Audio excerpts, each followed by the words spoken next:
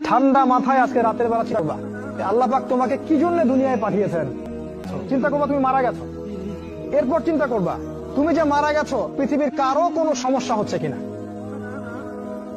তুমি যে মারা গেছো পৃথিবী কি থেমে আছে? তোমার পরিবার থেমে থাকবে? তোমার শিক্ষা, তোমার বন্ধু বান্ধব, তোমার আত্মীয় স্বজন কেউ থেমে থাকবে? কেউ থেমে থাকবে না।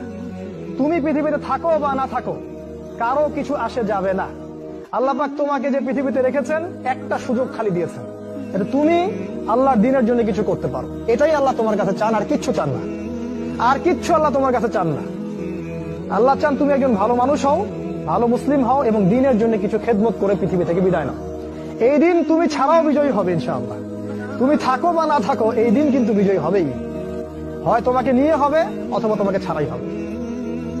জীবনের উদ্দেশ্য ফিক্স করো। জীবনের উদ্দেশ্য একটাই, জান্নাত। জান্নাত পাওয়ার জন্য যা করা দরকার তাই করতে হবে।